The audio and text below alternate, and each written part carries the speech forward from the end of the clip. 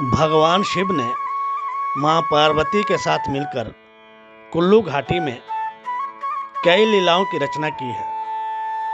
पार्वती नदी, जिसका पुराना नाम पड़वा था, के किनारे शिव पार्वती ने अनेकों स्थानों को विभिन्न प्रकार के पुष्पों से सजाया और संवारा था। इस घाटी में ऐसा ही एक स्थान है, मणिकर्ण। कुल्लू मनाली एयरपोर्ट भुंतर से 35 किलोमीटर की दूरी पर स्थित मणिकर्ण एक पुण्य स्थल है। इसके बारे में ब्रह्मांड पुराण के एक पीठिका कुलांत पीठ में ब्रह्मा ने नारद को बताते हुए कहा है, अधपुत्र पुनः वक्ष्ये पार्वत्या शंकर बिहारार्थ कृतम स्थानम पार्वत्यास्तु तटे शुभे मणिकर्णेति विख्यातम शीतोष्ण जल संयुक्तम तत्र गत्वा कृता क्रीड़ा शिवेन सुख रूपिणी शीतोष्ण जल संयुक्तम नाना पुष्पोपशोभितम नाना रूप समीकरण छाया षटपद सेवितम। अर्थात, हे पुत्र, पार्वती सहित शंकर ने पार्वती नदी के किनारे विहार करने के लिए स्थान बनाया, जो स्थान तप्त और शीतल जल वाला मणिकर्ण नाम से प्रसिद्ध है। गर्म और ठंडे जल वाला अनेक प्रकार के फूलों तथा भंवरों से युक्त छायादार वह स्थान था। वहां जाकर शिव ने सुखमयी क्रीड़ा की थी। यहाँ पर जी शिव शंकर और माता पार्वती जी ने तपस्या की है 11,000 वर्षों तक। तो तपस्या करने के बाद माता पार्वती यहाँ पर स्नान करे थे। तो स्नान करते समय उनके कानों की आभूषणों की मणि जल में गिर गई और वो शेषनाग के पास पाताल में पहुंच गई। शिव शंकर ने बहुत प्रयास किया परंतु ना मिल पाई। बाद में शिव शंकर जी बहुत गुस्से हुए। गुस्से होने पर वो तांडव करने लगे। तांडव करते समय उनका तीसरा नेत्र खुल गया, जिसमें नैना देवी प्रकट हो गई। नैना देवी ने अपने दिव्य दृष्टि देखा कि मणि जो है पातालुक को जो शेषनाग के पास है। उन्होंने शिव शंकर से आज्ञा ली और पातालुक चले गए। पातालुक ने शेषनाग से कहा, जो माता पार्वती की मणि आई है आप उसे लौटा दो।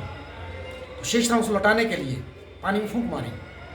फूंक इतनी जोर से मारी कि पानी उष्ण आ गया, पानी गर्म हो गया। जो मणिकर्ण गर्म पानी है, इस साथ मणि भी आ गई।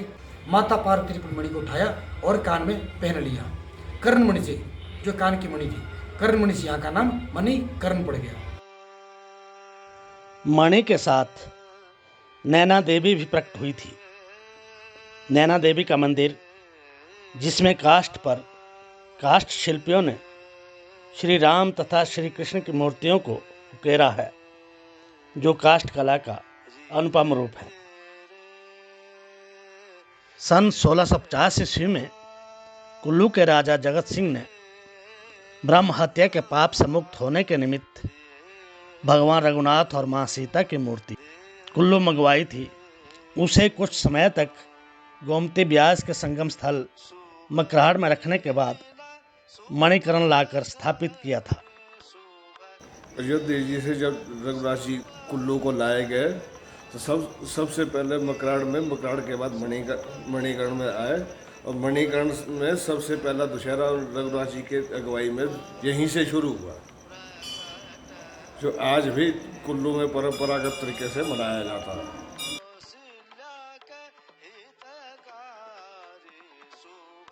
उस समय में निर्मित भव्य शिखर शैली में सीताराम के 2 मंदिर अभी भी विद्यमान है।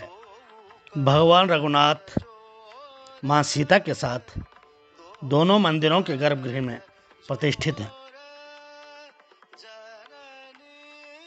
मंदिरों के बाह्य दीवारों पर हनुमान और गंधर्व आदि की प्रस्तर मूर्तियां उकेरित की गई हैं।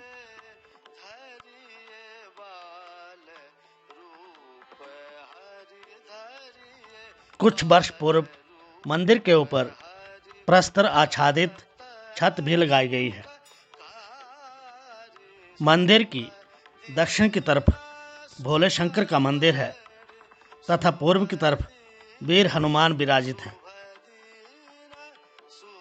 उत्तर की तरफ वह गर्म जल का कुंड भी है, जो मणि निकलते समय प्रस्फुटित हुआ था।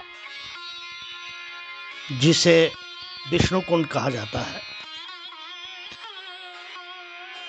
मंदिर के साथ ही दक्षिण की तरफ महिला और पुरुषों के लिए गर्म जल के अलग अलग कुंड हैं।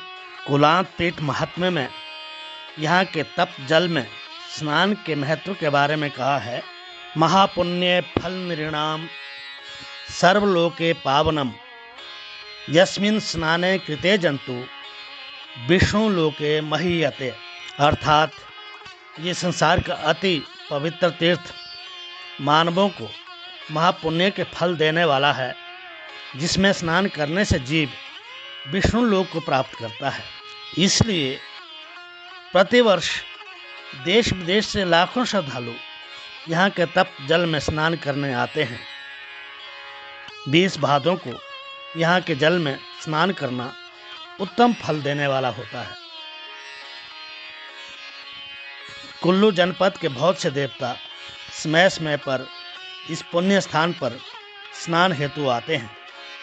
मणिकर्ण के गर्म जल की एक विशेषता ये भी है कि इसमें चावल और मांस आदि दालें आधे घंटे में ही पक जाती हैं, परंतु मांस नहीं पकता। इसलिए यहाँ पर श्री राम मंदिर कमेटी द्वारा लंगर की व्यवस्था की गई है। लंगर जो है वो 12 महीने सुबह और शाम चलता है। सवेरे 11 से 4 और शाम को 8 से 10 तक। अगर ज़्यादा यात्री आ जाए तो 1 भी बज जाता, 2 भी बज जाता रात को।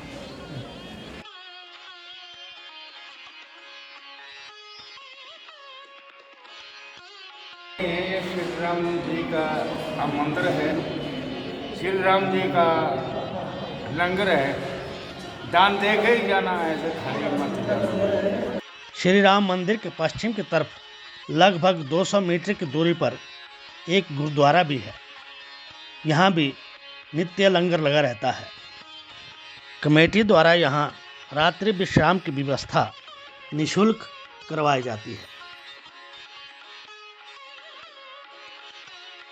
इस पुण्य स्थान पर शोध करने के लिए शोधार्थी लगातार आते रहते हैं। Yeah, and just walking and taking photos and yeah, it's very different from the south. Like this kind of architecture, its architecture is very different. ये था पुण्य तीर्थ मणिकर्ण का महत्व। अगली कड़ी में किसी और विषय को लेकर उपस्थित होंगे। तब तक देखते रहिए हिमालय धरोहर चैनल। इसे सब्सक्राइब और शेयर करना ना भूलें।